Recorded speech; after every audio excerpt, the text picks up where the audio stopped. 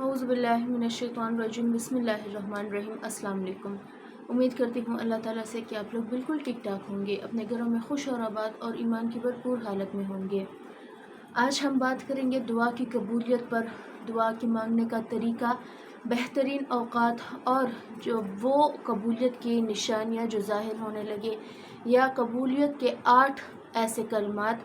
आप सब भी पढ़ सकते हैं, आप कम भी पढ़ सकते हैं, 8 से ज़्यादा हैं, लेकिन बेसिक जो है 5, 6, 7, 8 ये आप अगर अप्लाई करेंगे, 5 पढ़ लें हैं, 5 पढ़ लें।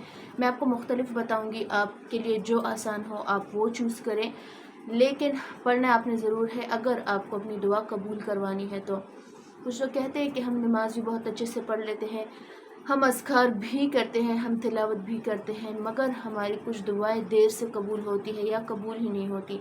तो ऐसा तो हो ही नहीं सकता कि आपकी दुआ कबूल हो, क्योंकि वो जो ज़ात है जिससे आप मांग रहे हैं उसने हमें पैदा ही अपनी इबादत के लिए किया है और हमें हमारी हर वो चीज़ देने का वादा किया है जो हम मांगते हैं।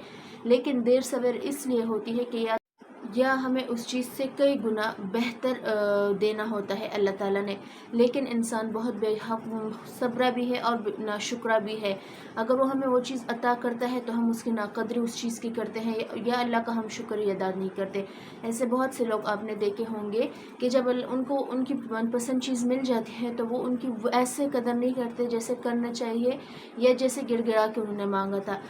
या अगर वो चीज़ नहीं मिलती तो इंसान नाशुक्री पर आना शुरू हो जाता है। तो हमारे लिए बहुत बुरा है, क्योंकि अल्लाह ताला ने जिस चीज़ को हमारे लिए बेहतर बनाना होता है वो हमें दे देता है, या उस चीज़ का टाइम एक मुकर्रर होता है, हमें उस मुकर्ररा वक्त पर देना होता है। खैर, हम कबूलियत की बात करते हैं कि इंसान की दुआएं जो है किन औकात में कबूल होती है, या किन वर्ड से हम अल्लाह ताला से दुआ मांग सकते हैं। तो पहले तो औकात की बात कर लेते हैं। अज़ान और अकामत के दरमियान जो टाइम होता है वो बेहतरीन टाइम होता है दुआ की कबूलियत का। बारिश में, सफ़र में, फजर की नमाज से पहले, बाद में, तहज्जुद के बाद अगर हम पढ़ ले तो ये हमारे लिए ऐसे औकात है कि जिसमें इंशाल्लाह दुआ ज़रूर आपकी कबूल होगी। कोई बीमार बंदा है, आप उससे अपने लिए दुआ करवाए, इंशाल्लाह बीमार बंदे की भी दुआ आपके लिए हक़ में कबूल होगी। अगर आप फ़र्ज़ नमाज़ पढ़े, फ़र्ज़ नमाज के बाद जो दुआएं की जाती हैं वो जल्दी कबूल होती है। और कुछ अल्फाज ऐसे हैं, अगर आप उन अल्फाज का चुनाव करेंगे, उन अल्फाज का इस्तेमाल करेंगे तो इंशाल्लाह आपकी दुआएं ज़रूर कबूल होंगी। पहले तो जैसे मैं आपसे कहती हूँ कि अव्वल आखिर हर दुआ, हर अस्कार, हर ज़िक्र के अव्वल आखिर में दुरूद शरीफ पढ़ा करें, क्योंकि जो दुरूद शरीफ जिनके अव्वल आखिर में नहीं होता तो वो आसमान और ज़मीन के बीच में लटक कर रह जाती है, वो अल्लाह ताला के यहाँ नहीं पहुँच पाती। और फिर दुरूद शरीफ के बाद 3-3 मरतबा पढ़ ले, 1 मरतबा पढ़ ले, 7 मरतबा पढ़ ले, जितना आप पढ़ सकते हैं पढ़ ले। और अपने गुनाहों की माफ़ी मांगना बहुत ज़रूरी है। जब भी दुआ करें पहले दुरूद शरीफ पढ़े, फिर अपने गुनाहों की माफ़ी मांगे। मैं तकरीबन हर वीडियो में कहती हूँ कि अपने उन गुनाहों की माफ़ी ज़रूर मांगा करें जो आपके और अल्लाह ताला के बीच में आड़ बनी है, या आपके और आपकी दुआओं के दरमियान में आड़ बनी है। और तौबा करने का बेहतरीन तरीका इस्तग़फ़ार है। आप पूरी इस्तग़फ़ार 3 मरतबा पढ़ लें, आप जितना चाहे पढ़ ले। शॉर्ट इस्तग़फ़ार है तो 100 मरतबा पढ़ ले, 70 मरतबा पढ़ ले। हर दुआ से पहले इंशाल्लाह आपकी दुआ ज़रूर कबूल होगी। दूसरी बात ये, सुबहान अल्लाह, अल्हम्दुलिल्लाह, अल्लाहु अकबर। आप तस्बीह फ़ातिमा के तौर पर ये पढ़ ले तो भी ठीक है, आप 100 मरतबा पढ़ते हैं तो भी ठीक है। इंशाल्लाह अगर आप इन बातों का सहारा लेंगे तो आपकी दुआएं ज़रूर कबूल होगी। उसके बाद आता है कि अगर आप सूरह बकरा की लास्ट 2 आयात पढ़ लें तो वो भी बेस्ट है, क्योंकि अल्लाह ताला ने सूरह बकरा को बहुत इम्पोर्टेंस दी है। और जिस घर में सूरह बकरा की तिलावत की जाए वो घर जो है जादू से, जिन्नात से साफ़ हो जाता है, हर तरह की बलाएं इस घर से निकल जाती हैं। अगर आप सूरह बकरा की 2 आयात की तरफ देखें तो इस पर बहुत सी अहादीस है, और ये घर के सुकून के लिए बहुत बेस्ट है और दुआ की कबूलियत के लिए भी बेस्ट है। उसके बाद अगर हम देखें तो सूरह इखलास की तरफ, तो इंशाल्लाह सूरह इखलास से भी दुआएं कबूल होती है। ये ऐसे कलमात मैं आपको बता रही हूँ जो पावरफुल है, आप सारे भी पढ़ सकते हैं। अगर सारे नहीं तो इनमें से कुछ अपने लिए चुन लें, आप वो पढ़ लें, इंशाल्लाह वो भी बेस्ट होंगी।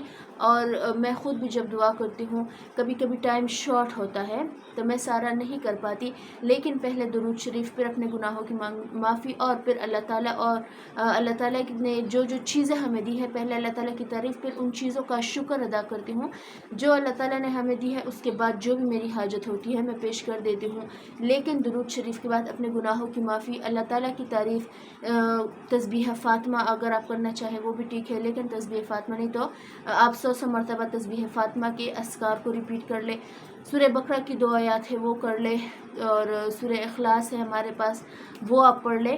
تو یہ ایسے کلمات ہیں اگر ان کا آپ سہارا لیں گے تو اللہ تعالیٰ ضرور آپ کی دعائیں قبول کرے گے، اور تعریف ایسے کرے جیسے اللہ تعالیٰ کی تعریف کرنے کا حق ہے۔ اس نے ہمارے لیے زمین کو فرش اور آسمان کو چھت بنایا تھا، ورنہ عبادت کے لیے فرشتے بہت تھے، ہمیں اشرف المخلوقات بنایا، ہمیں ہر وہ چیز دی جن نے ہمارے لیے بہتر بنا کے بھیجا ہے، ہمیں ہر وہ چیز دی جنہیں ہماری ضرورت تھی۔ اگر خدا نخواستہ ہمیں اللہ وہ چیز نہ دے تو ہم کسی سے بھی امید نہیں لگا سکتے۔ آج کل کے انسانوں نے دوسرے انسانوں سے امیدیں لگانا شروع کر دی ہیں، حالانکہ انہیں بھی اللہ تعالیٰ دے رہا ہے۔ کوئی ایسی خوبی ہوگی اس انسان میں جو اللہ تعالیٰ اس کو بہتر دے رہا ہے، یا ہماری آزمائش، ہمارا ایگزام ہوگا۔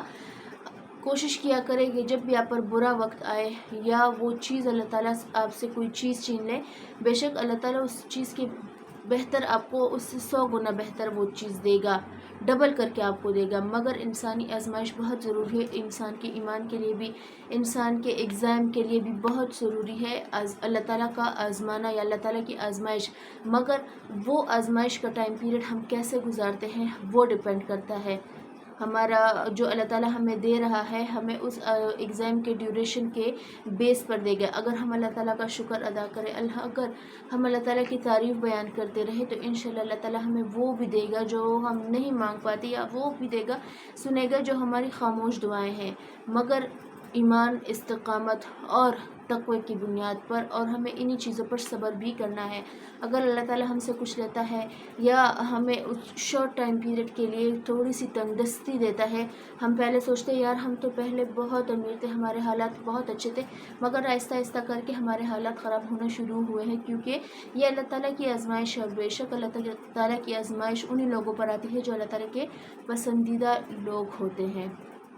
اپنا ڈھیر سارا خیال رکھیے گا، مجھے بھی دعا میں یاد رکھیے گا۔ انشاءاللہ کل ملتی ہوں آپ سے، اور جو قبولیت کے اوقات میں نے بتائے ہیں کوشش کیجیے گا اس میں اپنی حاجات مانگے اللہ تعالیٰ سے، اور طریقہ جو میں نے بتایا ہے، جو ورڈز میں نے بتائے ہیں، کوشش کیجیے گا کہ اس کو اپنی دعاؤں کا حصہ بنا لے۔